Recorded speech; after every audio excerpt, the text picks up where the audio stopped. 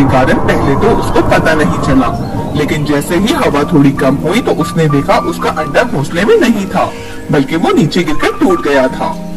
हाय अल्लाह, ये क्या हो गया? मेरा अंडा तो टूट चुका है। अब मैं क्या करूँगी? इतनी मुश्किल से एक अंडा मिला था, वो भी टूट गया। मेरा ये घर बहुत कमजोर है, इसीलिए मेरा अंडा टूट गया है। अब मुझे कुछ न कुछ करके एक मजबूत घर बनाना चाहिए ताकि मेरे अंडे दोबारा न टूटे। चिड़िया अफसोस कर रही थी कि अचानक से उसको नींद आ जाती है और वो रोते रोते सो जाती है। जैसे ही वो सुबह उठी उसका गम कुछ कम हो गया था, मगर फिर भी वो बहुत उदास थी। उसको बहुत सख्त प्यास लग रही थी। पानी पीने के लिए वो नदी पर चली जाती है। उसने अपना मुंह हाथ धोया और पानी पीकर अपनी प्यास बुझाई। उसने देखा कि नदी में एक अंडा बहता हुआ आ रहा था। भाई देखो तो ये अंडा किसका है? मेरे जैसे किसी दुखियारे का होगा। जैसे मेरा अंडा रात को हवा आने की वजह से गिरकर टूट गया, ऐसे ही ये अंडा भी किसी पक्षी का गिर गया होगा नदी में, और शायद नदी में गिरने की वजह से ये टूटा नहीं। मेरा अंडा तो मेरे मुकद्दर में था ही नहीं। मैं ऐसा करती हूँ, इसी अंडे को अपना बना लेती हूँ। ये कहकर चिड़िया अंडे को अपनी चोंच में दबा लेती है और अपने घर ले जाती है। घर जाते ही उसको ये ख्याल आता है, पहले भी मेरा अंडा गिरकर टूट गया था, क्योंकि मेरा घोंसला बहुत ज्यादा कमजोर है। मुझे सबसे पहले अपने अंडे के लिए एक मजबूत घर बनाना होगा, वरना ये अंडा भी कहीं गिरकर टूट न जाए। अगले ही दिन चिड़िया सूखी घास और मजबूत लकड़ियों को इकट्ठा करती है और कुछ दोस्तों की मदद से एक बड़ा और मजबूत घर बना लेती है। फिर वो अपने अंडे को उस नए घर में जाकर रख देती है और इंतजार करने लगती है कि कब उस अंडे से बच्चा बाहर आएगा। थोड़ी ही देर बाद कबूतर आता है और कबूतर भी बहुत ज्यादा दुखी था। चिड़िया बहन, उस दिन जो तेज हवा आई थी ना, मेरा अंडा भी उस हवा के कारण गिरकर टूट गया था, इसीलिए मैं बहुत दुखी हूँ। चिड़िया बहन, तुम तो बहुत खुशकिस्मत हो, तुम्हारा अंडा नहीं टूटा। चीनू ये सब सुनकर खामोश ही रहती है, क्योंकि वो जानती थी कि अगर उसने कुछ बता दिया तो वो उस अंडे को भी उससे छीन लेंगे, और इसीलिए चिड़िया ने किसी को कुछ नहीं बताया कि वो अंडा कहाँ से लाई है। कबूतर बहन, मेरा अंडा नहीं टूटा, तो बस दुआ करो कि जल्दी से इसमें से बच्चा बाहर आ जाए और फिर वो मेरा अकेलापन दूर कर दे। मुझे तो बेसब्री से इंतजार है उस दिन का। तुम भी परेशान मत हो, अल्लाह तुम्हें भी एक अंडा दे देगा। थोड़ी देर बाद कबूतर वहाँ से चला जाता है और चीनू चिड़िया अपने कामों में मसरूफ हो जाती है। वहाँ कालू कब्बा और गोरी कबीर जंगल के बहुत तेज पक्षियों में से थे। उनको लोगों के घरों में टांग अड़ाने का बहुत शौक था। सुनिए जी, मैं तो बहुत हैरान हूँ, इतने तेज तूफान आया, सारे पक्षियों के अंडे टूट गए, मगर इस चिड़िया की बच्ची का अंडा कैसे सलामत रहा। और अब तो देखो कैसा शानदार घर बना लिया है इसने। वैसे तो कहती फिरती थी मेरे पास खाने को कुछ भी नहीं है, और अब देखो कैसा बड़ा घर बना लिया, वो भी इस छोटे से अंडे के लिए। मतलब इतने से अंडे के लिए इतने बड़े घर की क्या जरूरत थी। चलो छोड़ो ना गोरी, हमें क्या लेना देना। अगर वो ये सब अपने अंडे के लिए कर रही है तो इसमें कौन सी बुरी बात है। हर कोई अपनी औलाद के लिए बेहतर से बेहतर करना चाहता है। अगर वो भी यही करी है तो तुम्हें क्या तकलीफ हो रही है। इस तरह की बातें नहीं करते, और तुम्हें तो वो शुरू से ही अच्छी नहीं लगती। आज बता ही दो कि ऐसा क्यों है। नहीं जी, भला मुझे क्यों बुरी लगने लगेगी वो। मैं तो इस बात पर हैरान हो रही हूँ कि सारे पक्षियों के अंडे टूट गए, तो फिर इस चिड़िया का अंडा कैसे सलामत रहा। और वो मुझे बुरी इसलिए लगती है क्योंकि वो मेरी किसी बात का सीधा जवाब नहीं देती। क्योंकि जब मैंने उससे पूछा कि तुम्हारा अंडा क्यों नहीं टूटा, तो आगे से उसने मेरी बेइज्जती कर दी। लो भला, इसमें नाराज होने वाली कौन सी बात थी। मैंने तो एक जेन्युइन क्वेश्चन ही तो पूछा था। अच्छा छोड़ो चिड़िया को, हम कोई और बात करते हैं। अच्छा मुझे ये बताओ, साथ वाले जंगल की कोई खैर खबर है? क्या चल रहा है वहाँ? न कभी कोई पक्षी आया, न इधर से कोई गया। क्या कोई नाराजगी वाराजगी चल रही है इन लोगों से? बहुत दिनों से तुमने भी नाम नहीं लिया। नहीं जी, ऐसा कुछ नहीं है। आपको तो पता है मैं बेचारी सारा दिन काम कर करके थक जाती हूँ, मुझे तो फुर्सत ही नहीं मिलती वहाँ जाने की। अब आपने नाम लिया है तो मैं कल जाऊंगी। ये कहकर वो दोनों अपने घोंसले में चले जाते हैं और कभी दिल ही दिल में साथ वाले जंगल जाने की तैयारी करने लगती है। सुबह होती है, कभी दूसरे जंगल चली जाती है। हाँ सुनाओ तोती बहन, कैसी हो, क्या बात है?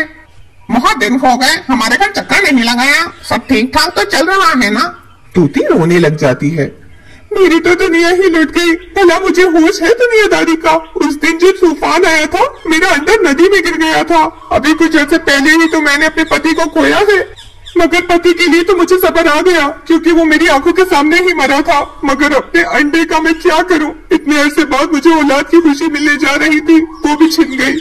अब मैं बिल्कुल अकेली हो गई हूँ, इसीलिए मैं दुखी हूँ और मैं रो रही हूँ। हाय तोती बहन, तुम रो तो नहीं, सब ठीक हो जाएगा। वैसे मुझे ये तो बताओ कि तुम्हारा अंडा किसने चुराया? नहीं नहीं बहन, किसी ने नहीं चुराया। वो मेरा घर बिल्कुल नदी के ऊपर है ना, इसीलिए तेज हवा चली और अंडा नदी में बह गया। मैंने बहुत कोशिश की मगर मैं उस अंडे को नहीं रोक पाई। कोई भला मेरा अंडा क्यों चोरी करेगा? मेरी कौन सी किसी से कोई दुश्मनी है? सही कह रही हो बहन। अच्छा अब मुझे इजाजत दो, मैं चलती हूँ। कालू कौवा मेरा इंतजार कर रहा होगा। ये कहकर कौवी वापस अपने जंगल में आ जाती है और वहाँ जो कुछ भी बात हुई आकर कालू को बताती है। मुझे तो बहुत अफसोस हो रहा है गोरी बेचारी तोती पर, बहुत अकेली हो गई है। वहाँ चीनू चिड़िया जो इतने सारे दिन गिन गिन कर गुजार रही थी अपने उस नए अंडे के लिए सारे जतन करती है। फिर आखिर वो दिन आ ही जाता है जिस दिन का उसको बेसब्री से इंतजार था। अंडा टूट जाता है और उसमें से बहुत प्यारा सा तोते का बच्चा बाहर आता है। मम्मा आप कितने सुंदर हो, मैं बहुत बेताब था आपसे मिलने के लिए। मुझे तो पता ही नहीं था मेरी माँ इतनी प्यारी होगी। हाँ मेरा बच्चा, तुम तो मेरी जान हो। मैं भी अपने बच्चे से बहुत प्यार करती हूँ। अब तुम मेरा सब कुछ हो। मैं अपने बच्चे को सारी दुनिया की नजरों से छिपा कर रखूंगी ताकि किसी की नजर तुम पे ना पड़े। शीनू को अंदर ही अंदर ये फिक्र भी थी कि अगर किसी ने इसे देख लिया तो उसको पता चल जाएगा कि ये चिड़िया का बच्चा नहीं बल्कि ये तो किसी तोते का बच्चा है। मगर उसको अपने बच्चे से बहुत ही ज्यादा प्यार हो चुका था, इसलिए वो उसे सारी दुनिया की नजरों से छुपा कर रखना चाहती थी। वो बच्चे को घर में छोड़कर इसीलिए भोजन लेने जाती है। हाय चिड़िया बहन, कैसी हो? तुम तो अब मिलती ही नहीं किसी से। बताओ तो क्या तुम्हारे अंडे में से बच्चा बाहर आया? तुमने तो बताया ही नहीं। गोरी बहन, अभी कुछ दिन बाकी है। अभी तक तो बच्चा बाहर नहीं आया, लेकिन जब भी आएगा मैं सबसे पहले तुम्हें ही बताऊंगी। इतना इंतजार तो मुझे भी नहीं है जितना इंतजार तुम्हें लगा हुआ है। अच्छा अब मैं चलती हूँ। ये कहकर चीनू चिड़िया वहाँ से चली जाती है। चीनू को थोड़े से चावल के दाने नजर आते हैं और वो उनको अपनी चोंच में दबाकर अपने बच्चे के लिए घर ले जाती है। मम्मा आप कहाँ रह गई थी? मुझे बहुत सख्त भूख लगी हुई थी। मेरे तो पेट में भी दर्द हो रहा है। अरे मेरा बच्चा, मैं अपने बच्चे के लिए भोजन का बंदोबस्त करने गई थी। ये देखो मैं तुम्हारे लिए चावल के दाने लाई हूँ। तोते का बच्चा चावल के दाने देख के बहुत खुश हो जाता है और चीनू चिड़िया अपने बच्चे को चावल के दाने खिलाने लगती है कि उसी वक्त दरवाजे पर दस्तक होती है। चीनू चिड़िया परेशान हो जाती है और अपने बच्चे को लेकर अपने पांख में छुप जाती है। वो अंदर से ही आवाज देकर पूछती है, कौन है भाई और क्या काम है? मैं इस वक्त दरवाजा नहीं खोल सकती क्योंकि मैं बाथरूम में हूँ। चिड़िया बहन, मैं हूँ कबूतर, मुझे थोड़े से दाने चाहिए थे। चलो कोई बात नहीं, मैं फिर कभी आ जाऊंगा। ये कहकर कबूतर वहाँ से चला जाता है और चिड़िया की भी जान में जान आती है। लेकिन अब वो ये सोच रही होती है कि आखिर कब तक वो इस बच्चे को दुनिया की नजरों से छुपा कर रखेगी। वो सोच रही थी कि जैसे ही वक्त गुजरता जाएगा वो बच्चा बड़ा हो जाएगा तो फिर तो ये बात किसी से छुपी नहीं रहेगी। लेकिन वो फिर भी खामोश रहती है ताकि कोई उसके बच्चे को उसे छीन न ले। वहाँ गोरी कौवी भी इस बात की टो में होती है। मुझे तो कोई गड़बड़ लग रही है। इतने दिन हो गए अभी तक बच्चा बाहर नहीं आया अंडे से। जरूर कोई बात है। आप मेरे साथ चलें, हम छुपकर चिड़िया के घर में देखेंगे। कौवा मान जाता है और वो दोनों चिड़िया की खिड़की में बैठ जाते हैं। जैसे ही वो खिड़की के अंदर झांकते हैं तो वहाँ उनको तोते का बच्चा नजर आता है। आंटी अंकल आप दोनों कौन हैं? मेरी मम्मा तो घर पे नहीं है।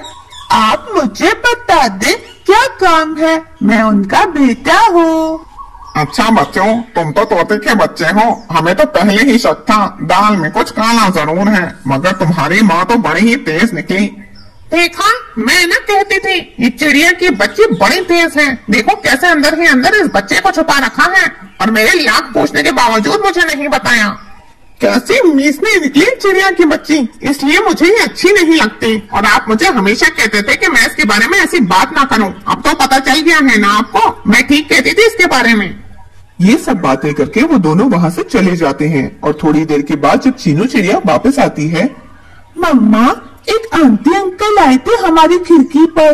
वो बाहर से मुझे देख रहे थे और आपस में ढेर सारी बातें कर रहे थे। मामा वो लोग अच्छे नहीं थे, वो बार बार आपको बहुत बुरा कह रहे थे। चीनू चिड़िया थोड़ी परेशान हो जाती है और फौरन ही अपनी खिड़की बंद कर लेती है। हाँ मेरा बच्चा, लोगों की बातें सुनकर परेशान नहीं होते, मैं हूँ ना अपने बच्चे के पास। चीनू अपने बच्चे को तसल्ली देती है और उसे अपने पंखों में छुपा लेती है। वहाँ गोरी कभी और कालू कौवा तोती के पास दूसरे जंगल पहुँच जाते हैं। मुबारक हो तोती बहन, तुम तो बड़े खुशकिस्मत हो। पता है तुम्हारे अंडे का पता चल गया और अब तो उसमें से बच्चा भी बाहर आ गया। तुम्हारा बच्चा बहुत सुंदर है। मैंने कहा था ना तुम्हारा अंडा चोरी हुआ है, पर तुम नहीं मानी। क्या मेरा बच्चा जिंदा है? ये तो मेरे लिए बहुत खुशी की बात है। जल्दी से मुझे मेरे बच्चे के पास ले जाओ। मैं अपने बच्चे को देखना चाहती हूँ, उससे मिलना चाहती हूँ, उसे अपने साथ घर वापस लाऊंगी। वो सब लोग चीनू के घर की तरफ उड़ने लगते हैं।